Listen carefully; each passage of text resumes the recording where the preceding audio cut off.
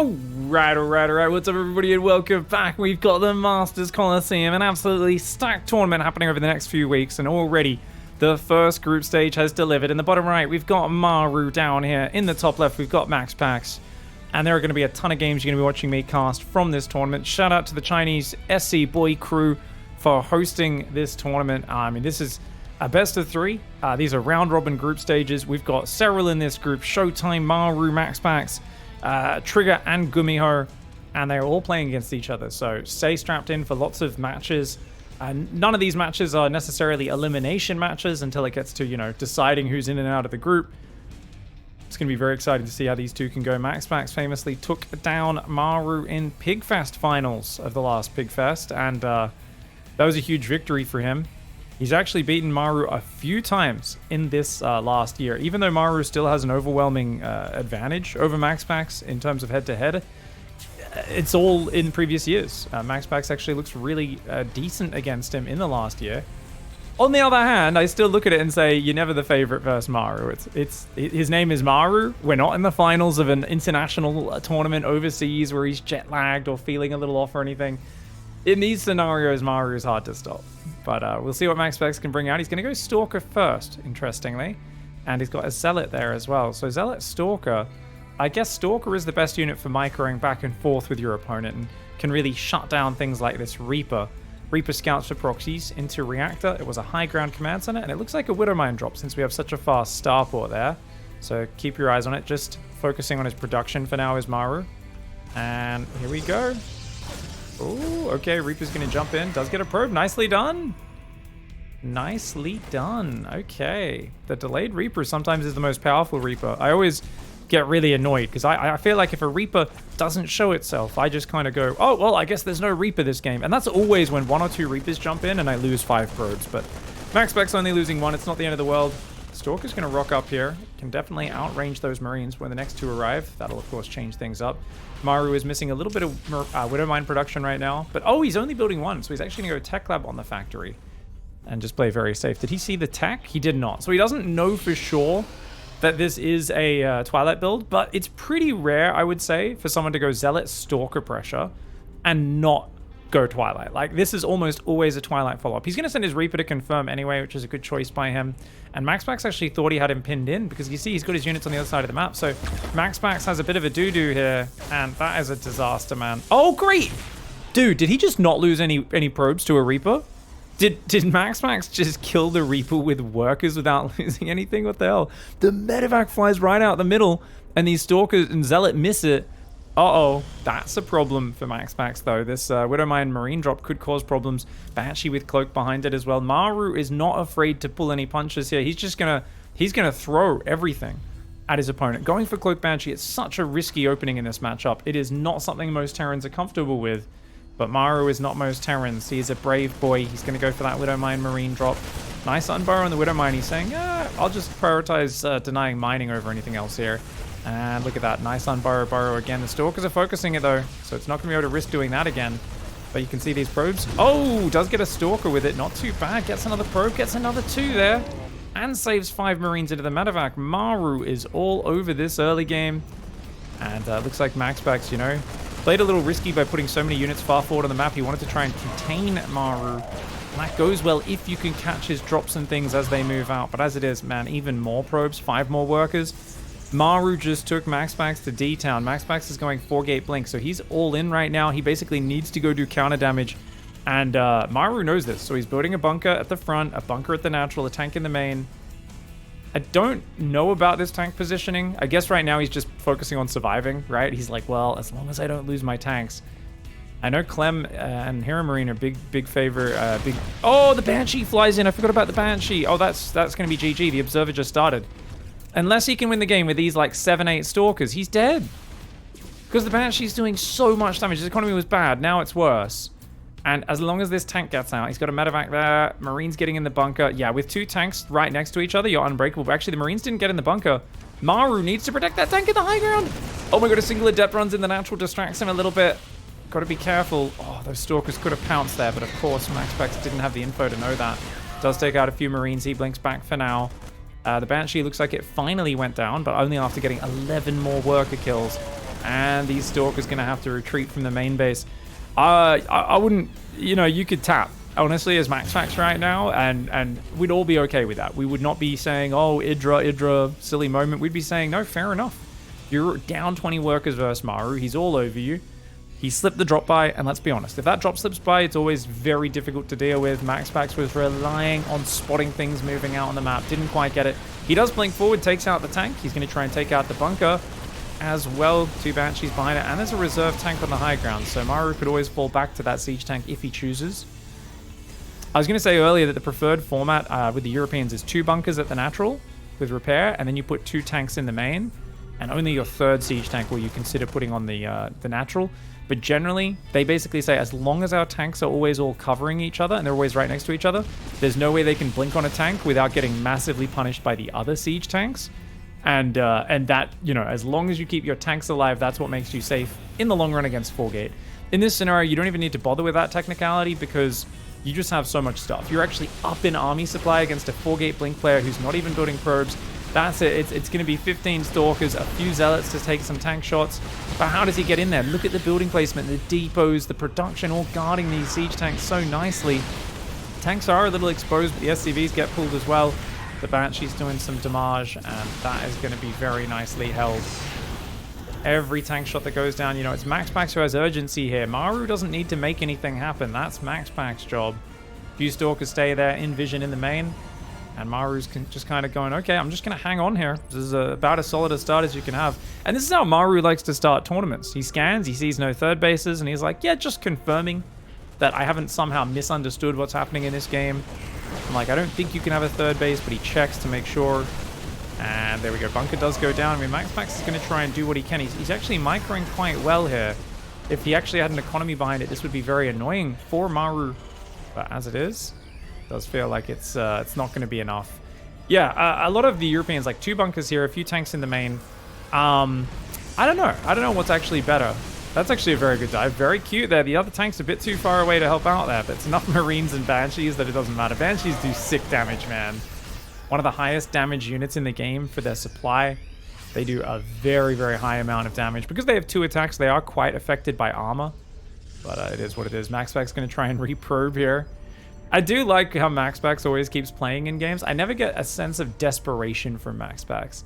It always feels like in a situation where he should be playing desperately, he just plays a little bit more urgency, but like it's still just the same level of play. He doesn't seem to get too panicked when he's playing. He just keeps playing the game, and it's like, yeah, don't get me wrong, he makes mistakes.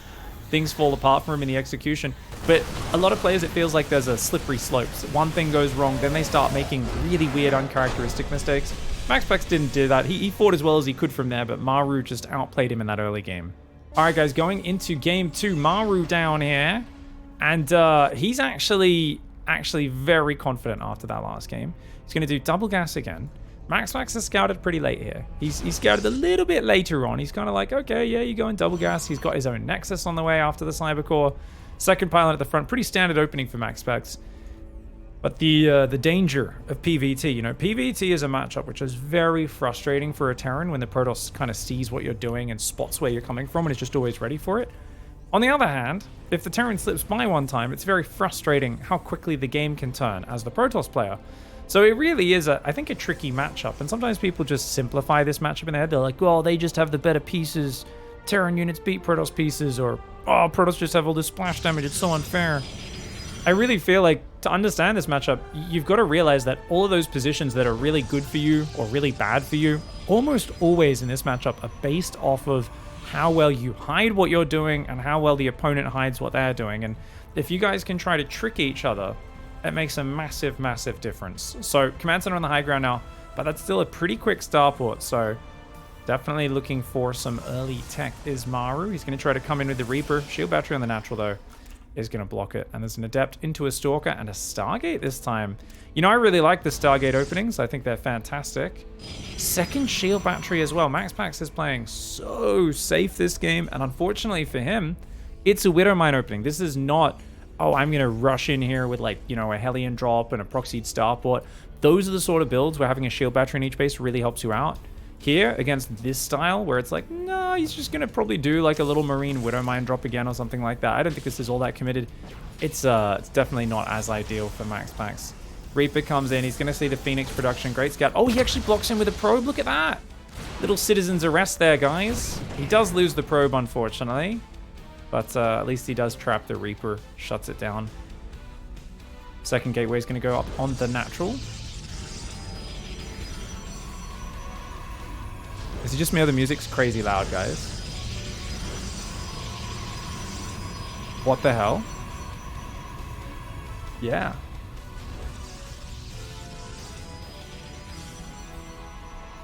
Music is low? Okay. Sorry, someone moved my my obs around. And it looks like it's going way higher than normal. You guys let me know if that cuts over my voice at all, those who are watching live. Hopefully it's all right. The bars are in slightly different positions due to my obs just kind of repositioning a little bit.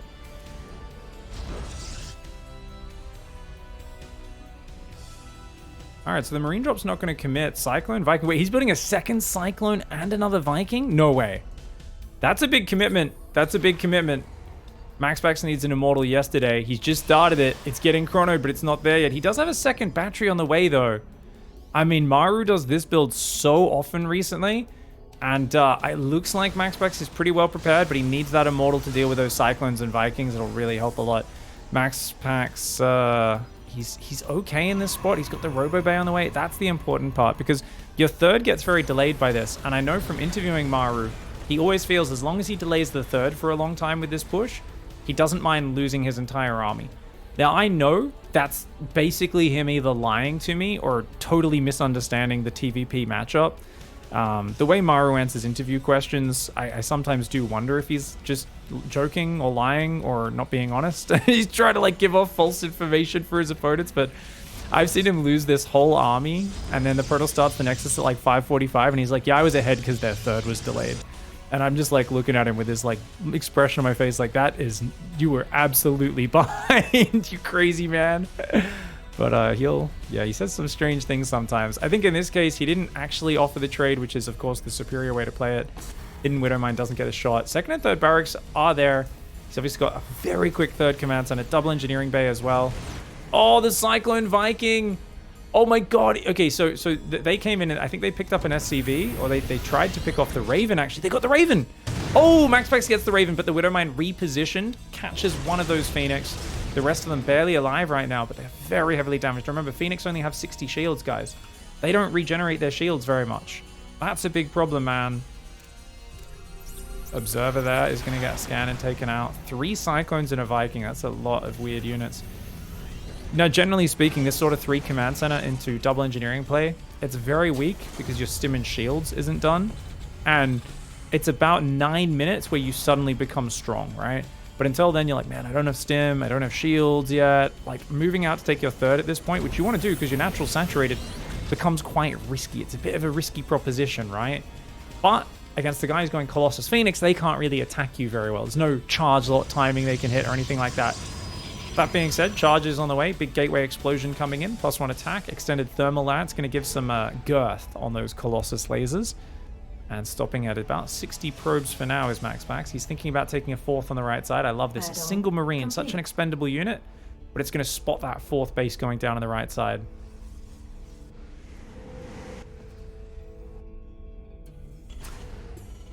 Does MaRU always thinking he's ahead no matter what make him play better? The funny thing is MaRU is one of the best players at playing from behind in the world, but it's because he plays appropriately. You know, he adapts to being behind and does the correct choices. So there is an argument. You know, the old Artosis Tasteless saying, even if you're ahead versus MaRU, you're at best even. If you're behind, you're dead. If you're even, you're behind, and if you're ahead, you're even. I think it does hold true against MaRU. He loses 3 SCVs, not a bad poke there for MaxPax. 3 more probes, Warp Prism, Templar Archives. Now, this is the point in the game where I always feel nervous watching MaxPax. Because for me, I like watching classic style of PvT where he's like, build 4 Robos, make Disruptors, make Colossus, make Immortals, get all those big power units out. But on the other hand, MaxPax will get a second Forge, he'll make Archon, Zealot, and he'll just be adding Immortals to his Colossus army or Disruptors, but only one at a time. He's very late to get extra Robos, and he's more about the mobility. Zealots on the right, Zealots on the left, Warp Prism going into the main. So he needs to do well with that mobility, because his army, once Ghosts are out, will not scale well, but right now he comes down for a bit of a skirmish. He gets a few good laser beams off. He does deny a 5th base from going up. Double drop, triple drop, getting ready for the main. Oh, this is going to get really weird really fast, guys. Zealots are coming in from the left. There's nothing at home, but they're not actually A-moved into the mineral line. Those guys will start to do damage. Meanwhile, dropping the main is there. A few Zealots, plus the Colossus walking up the ledge could do okay. The probes will need to back away from that, though. Zealots are in the mineral line. On top of the rally there, those Widow Mines never ended up firing. Gonna have to watch. Did they go on the SCVs? Oh, okay, they don't go on the SCVs, thankfully for MaRu. But look at this. Army at the front is also cleans up a Colossus coming back down the cliff there on the right side. The Widow Mine tank here trying to clean up what it can. It looks like that will get cleaned up. The drop in the main seems to have been cleaned up. These units have rotated back to the south. But look at that, does get cleaned up. MaxPax has cleared the 3rd base. A Prism got in the main during that as well. 28 SCVs have gone down. He saved some of them, did MaRu, but he actually took a lot of damage from that Zealot multi-prong. That's why MaxPax likes to have those Zealots available on both sides, as well as the Prism in the main. He actually got very big damage there. 29 SCVs. How many did he lose? He's only lost 8 probes this whole game. MaxPax has got a friggin' decent little army on the start, on the front. But it's not that big. I would be very afraid to fight right now if I was him. That being said, MaRu's thinking about dropping. That's not what you want to do right now, MaRu. Luckily for him, there's not that many Stalkers. If they actually blinked, they would have been able to take them down. But of course, Blink has not even been started researching. This was a Phoenix Colossus game. Zealots on the left clearing the SCVs on that base. This army is very dangerous right now. MaxPax has got a Prism, though. He's got a Prism on the front line. The Prism is here. Oh, the Archon Stalker going to clear those Vikings before the Colossus can go down. And MaxPax holds on. Whoo! MaRu tries to push aggressively, but MaxPax was ready to backstab in 3 places at once. All right, well, tied up now. MaRu in the bottom right side of the map. Looked like an okay position for him, but I do find I have that same thing happen a lot, where you feel like, hey, I've done a very fast, greedy 3rd command center. I should be ahead. I should have more stuff. You go and push, and you kind of get picked apart. It's weird because you get your production up so quickly and your upgrades going so quickly off that sort of build. It feels like you never really get to Ghosts. And like if you wait for Ghosts, you are being passive for kind of a crazy amount of time and giving the Protoss a free pass to the late game.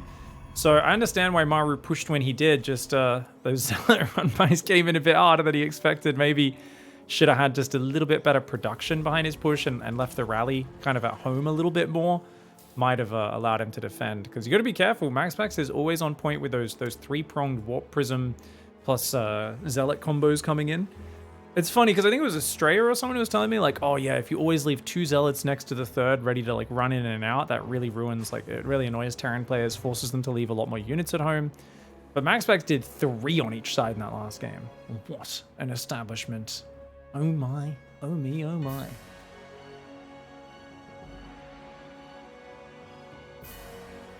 What do we got? Reaper first. Double Gas again. Now, it's interesting that MaRu hasn't done a 1-Rax expand at all. He's trying to pretend he's doing a 1-Rax expand. He's faking him. He's faking him. Look at that. MaxPax is like, oh, you're 1-Rax expanding. I'll block that. Haha. Little does he know that, of course, MaRu is just building a factory. So MaRu playing a miniature mind game. And MaxPax now going, hey, wait a second. And MaRu says, you're trapped. You can't leave, fool. Now, he should hide this over here and then recall it. And the idea behind that is that the Reaper has to check that you are still there, and that wastes their time before they come across the map. He ends up just doing it in vision.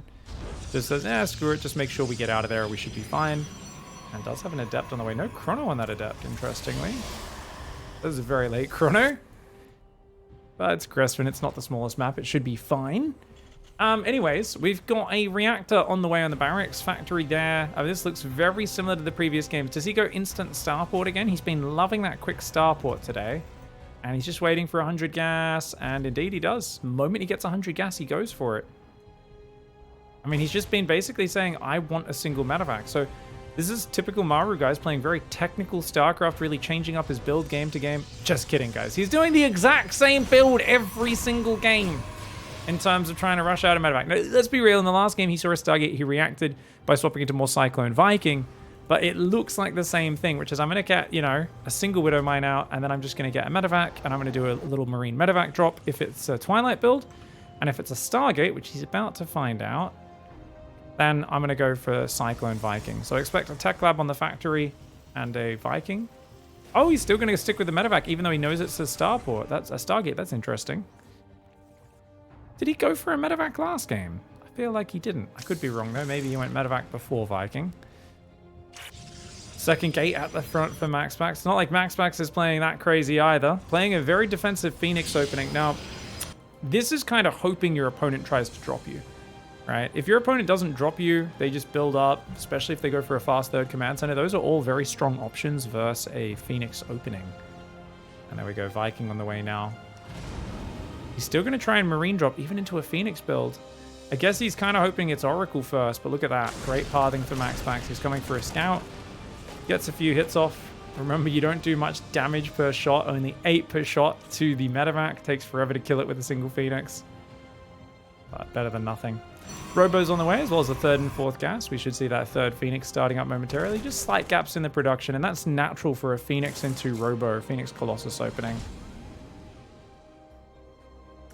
Alright, what do we got? Cyclone there, Marine's pumping out. Starport's going to go attack lab, maybe a delayed Raven coming in.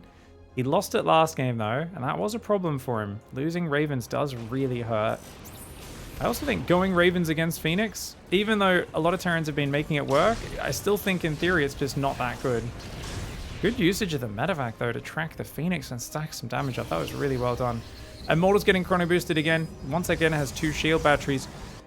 Maybe a little too predictable here from MaRU, but at least he's only gone 1 Viking, 2 Cyclones. He's going Raven, second and third barracks behind this. No third command center this time, though. Just engineering base, second and third barracks. So it looks like he wants to do something that's a bit more aggressive this time. Oh, Reaper gets picked up, does get taken out there. The Immortal's almost out. Once it's here, that'll help out. And it should be an Observer, I would imagine, after that Immortal. No, second Immortal. Just in case he needs the raw fighting units. Fair enough. He's going to try and send a probe to take that Widowmine shot. MaRu's not watching. Very well done. Good choice by MaxPax. MaxPax can now try to squeeze a third base in. MaxPax realizing MaRu has to back off. +1 weapons is on the way for the bio. Incredibly early. And I wonder, for me, I'd go third command center before fourth gas. If MaRu takes a fourth gas first, that means he is, which he is, it means he's very committed to pumping out medevacs, bio, upgrades, and it's going to delay his third command center a long time. So he's very, very 2-base committed now. Not unusual, but definitely something which, with the way you've already committed to like multiple Cyclones, Vikings, Widowmine, medevac, you've committed to so many early tech units and a Raven, you've slowed down your second and third barracks. Your stim and shields are going to be very late already as it is. So to not have a third command center started, well, you're already maxed on 2 bases of workers, right? You don't have space for more workers, which means you're basically saying, I'm just going to cut building workers for a very long time and focus on army. And that puts pressure on you as a player to do damage to the opponent. It's not bad. People say, what's good? Is it good to do this or is it good to do that? StarCraft's not about good and bad. It's about the understanding the situation you're in. If you commit hard to aggression, which is what MaRu's doing, you need to find damage with that aggression or at least get a big reaction out of your opponent. You can see now he's cut SCVs. No third command center started. It's just non-stop bio. Stim, shields. We expect to get concussive before he goes for a third as well. First 2 medevacs popping. Should be getting more of those. Behind it, MaxPax has got his first Colossus on the field. Second one on the way as well. Extra gateways and a forge coming down as well. Hindsight is the only thing that tells us what was the good and what was the correct choice and what was the right choice, what was the wrong choice. Always depends. You don't always have the information to know what will end up being the right or the wrong choice. It's foggy out there in the middle of the battlefield. Very hard to know what's going to happen. That Raven up front has got a fair bit of energy. It's about to have 2 interference matrices. Cyclone's doing a pretty good job of chasing those Phoenix away. He doesn't have enough force fields to block this ramp. Oh, Matrix comes in. Another Matrix comes in. Good force fields. Nice battery overcharge. Is it going to be enough, though? The Colossus... Oh, no, the Colossus are up front, but the Phoenix do pick off 1 or 2 of the Marauders. A few of those Marauders getting picked up in Widowmines. 1 Colossus does hold strong, and those 2 Immortals did absolutely crazy damage. I know it was hard to see what was happening in that fight with so many flying units overhead on both sides, but the Phoenix disabled a lot of the Marauders up front and a few of the Widowmines. So even though the Colossus were Matrix for the whole fight, there wasn't that much firepower for MaRu. And the gateway units with the 2 batteries, the overcharge, the 2 Immortals actually managed to hold on. Very good defense there by MaxPax. And MaRu goes for a shove, doesn't pay off. Now he has to swap into more of a dropping style, more of a multi-prong style. And MaxPax, he's like, cool, I get to start a 4th. Guess what? The 3rd's not even finished. for MaRu. He's only on 54 workers. He does almost have +1 armor, which is pretty good. So he's quite far ahead on those upgrades. Gonna have 1-1. Well, +1 is not even done for MaxPax. 4 more gateways on the way. MaxPax is gonna go to 8 gates, +1, Templar Archives. He has charge already. I guess because he's still got 5 Phoenix, he doesn't feel like he needs Blink just yet, but that can always be scary. If these Phoenix get shot down, you don't have any mobile anti-air, and drops can really ruin you.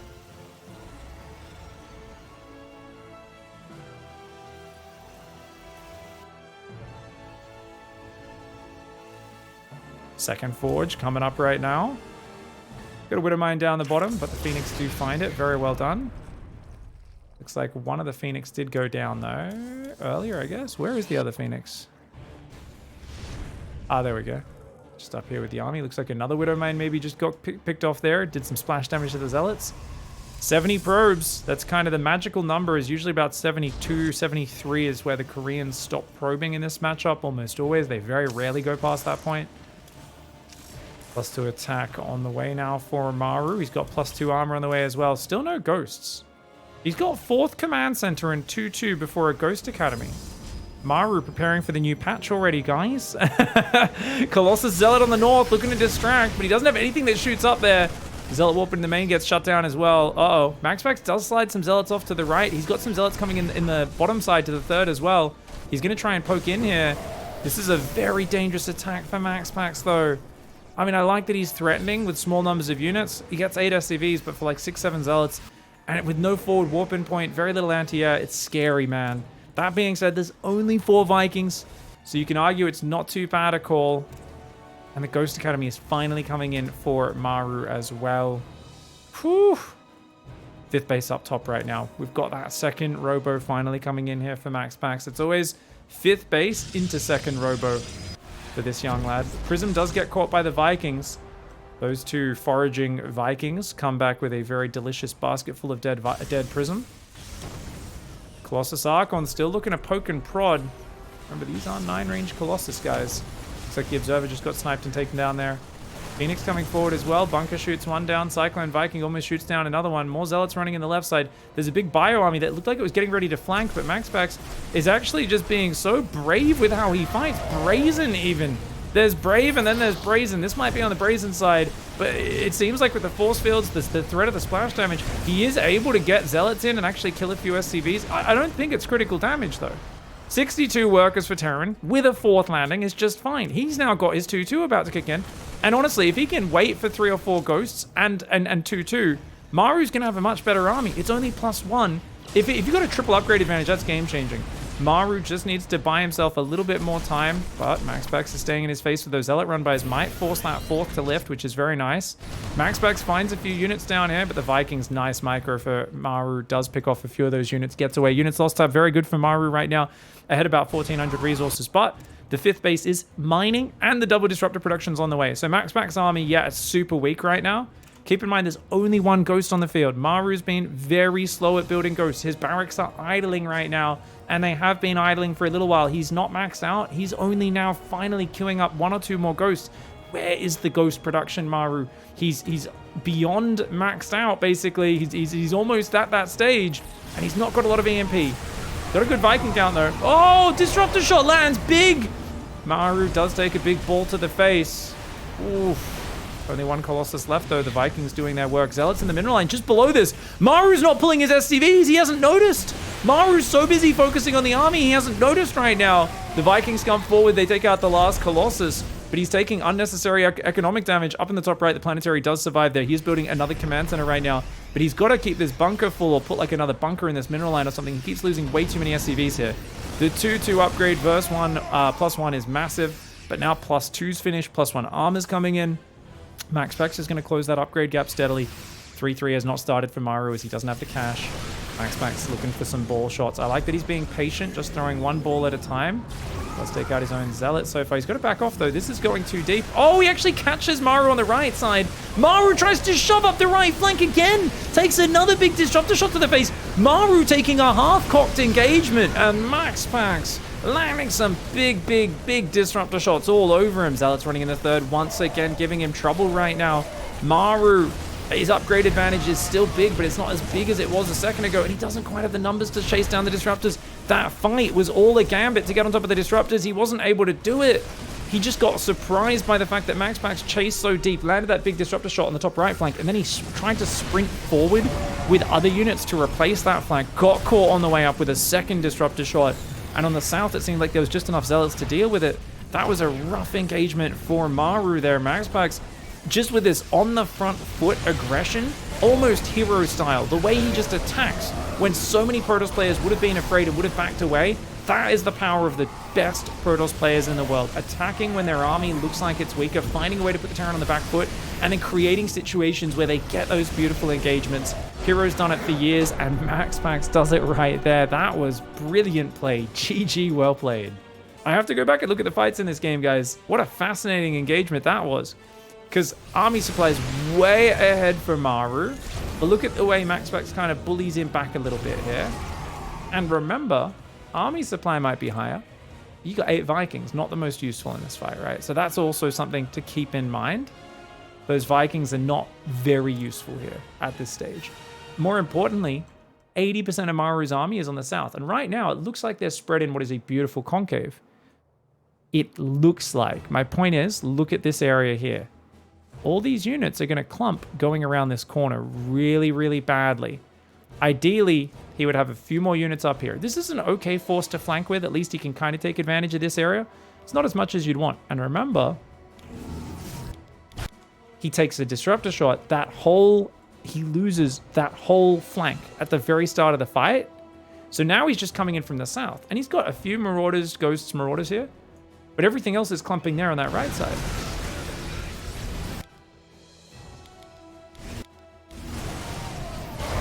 And another massive disruptor shot. He tries to correct his positioning by sprinting those units forward. But he ends up losing like 3 Marauders and 6 Marines to the second shot. And at that point, you're just outnumbered, even though you've got better upgrades. Also, I gotta say, where are his EMPs, guys? Hold on a second. The fuck? Did he not EMP anything? Okay, EMP is just a little bit late. EMP is a little bit late as well. Tries to land the Vikings in the middle of the fight, but yeah. So that start of the fight was just a problem for him. If he didn't cop those disruptor shots, he actually could have done it really well. GG.